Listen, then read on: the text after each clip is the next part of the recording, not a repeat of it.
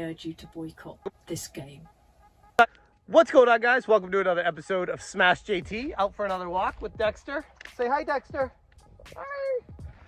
And I've been doing a lot of thinking about the Hellena Taylor situation and why I was definitely wrong and why she was 1,000,000% lying.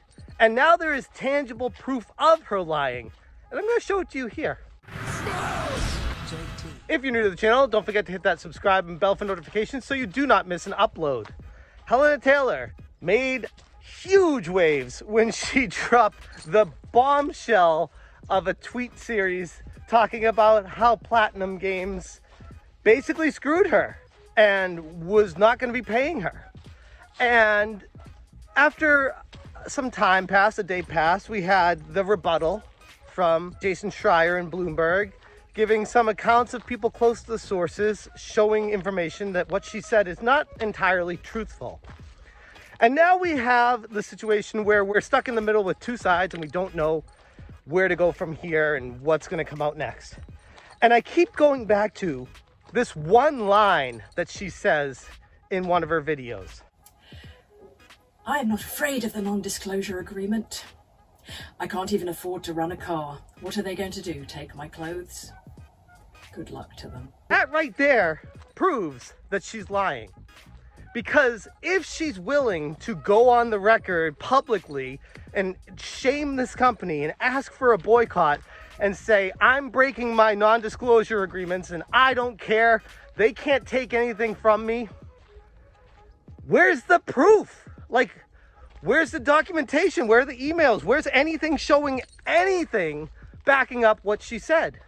Why is she okay with breaking NDAs on a Twitter video, but then not when it comes to showing proof of what she was referring to? That right there is a clear-cut case proving that she's 1,000,000,000,000,000,000% lying. And that kills me to say it because, I mean, you guys know me. I want to believe, I wanted to give her the benefit of the doubt. I want to say, yeah, screw the corporation. These greedy companies just want to take money from people and it's too cheap to pay. And yeah, they deserve to rot in hell and burn. But look, if you're going to be making up lies about them because you didn't get your way, you got to draw the line somewhere. And in this case, what it looks like to me, after all the dust is settled, is we got a disgruntled employee that wanted to try to get revenge on a company that didn't pay her what she felt like she was worth. And on top of that, explaining how she has dealt with mental illness, dealt with homelessness. This is not right. This is not acceptable. It impacts mental health. Because of it, I suffered from depression and anxiety. I worried that I was going to be on the streets. That terrified me so much that once I was suicidal.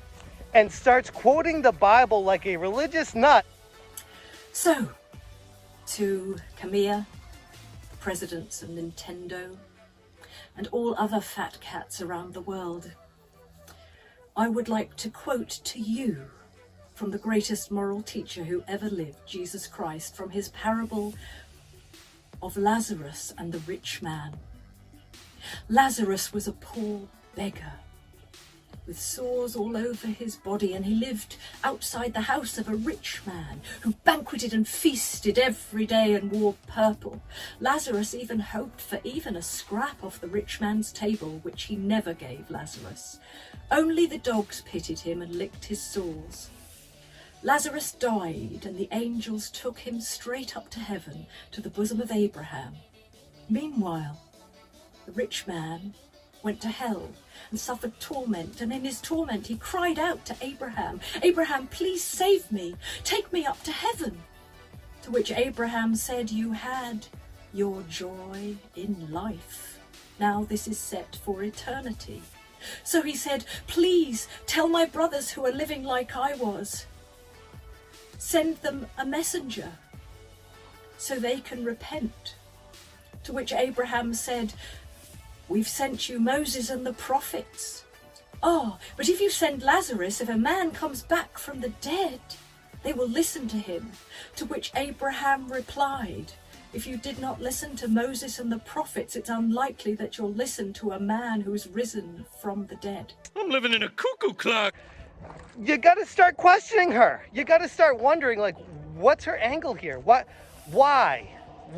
And what I think it is, and what Platinum Games has on their hands, unfortunately, is they hired a very, very questionable person to do these gigs for Bayonetta 1 and 2.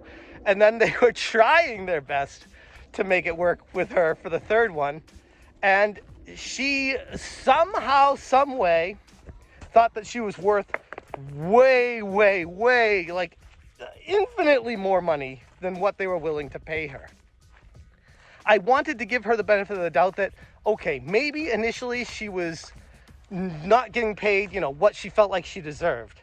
But then when the report came out that she scoffed at the $15,000 to $20,000 payment for 4 sessions and wanted a 6-figure deal and residuals, I laughed because I'm like, yeah, no one in their right mind would ask for that. That is insanity. And then they go back to this woman and I'm like, well, yeah, I said no one in their right mind. She's insane. She is literally insane. And that sucks because I do firmly believe that voice actors in the video game realm are screwed. Day after day, the contracts they have set up that are pre-negotiated with the unions and all the stuff that's already set in place is way less than you make in any other form of media currently today. So I don't want to be lost in this mess that what she was trying to do is a good thing for voice actors everywhere. Did she go about it completely ass backwards? Yeah, like that's where the problem is she was selfish. And she tried to make it look like she was doing this for everybody and standing up for voice actors everywhere. But reality struck when she said she's breaking her NDAs because she's so just hell-bent on letting people know about how evil Platinum Games is and how awful Nintendo is and how she doesn't get paid what she's worth. No, the reality is she did get paid what she's worth, and she thought she was worth more than that. And if you dive deeper into her videos, she starts, I don't want to say slandering, but basically slamming anybody who tries to take her place because she is the voice of Bayonetta and she created the role for this character and she deserves everything from it. Initially, I agree, and I still, to this day, still partially agree. She does deserve some residuals from the first 2 games, but she signed contracts that didn't give her that. And she was taking a stand with this one saying, no, I want residuals with this one, which is not standard for voice actors in video games. It's standard in other industries, it's not in video games. So she was trying to create something for her in particular and act like she was the second coming of Mario. Like, don't get me wrong, Bayonetta is a pretty big voice in gaming, but it doesn't compare to the behemoths in the industry. And I feel like she thought it did, and that's kind of unfortunate. But ultimately, end of the day, my feelings on Hellena Taylor is she's a flat out just bold-faced liar with severe mental issues. And Platinum Games handled it as professionally as they possibly could, given the circumstances. And if anything, based off the contracts in place, if they are to be believed, were more than fair with her, and she still scoffed at it and tried to get back at the company by having people boycott the game. Like, this is what kills me. It's like like I said at the beginning, I wanted to believe her. I really did, because I feel like this could have been a moment where the industry dynamics changed. But unfortunately, all it amounts to is just another crazy person out for themselves, trying to make as much money as they possibly can and screw everyone they can along the way. Hellena Taylor, at this point, until she provides any tangible evidence or proof to back up her claims, she's a bold-faced liar. She literally says, I'm risking everything by breaking my NDAs here. And then doesn't post any proof of what she says. And I know she has the emails and the contracts and the information. And if she's to break her NDA with a video, what's to stop her with breaking the NDA with a contract? I don't know. Just, again, just feels like you can't trust anybody these days. Those are my feelings on the situation currently. We will see if she posts anything moving forward. But until then, yeah, she's in the wrong, 1,000,000%.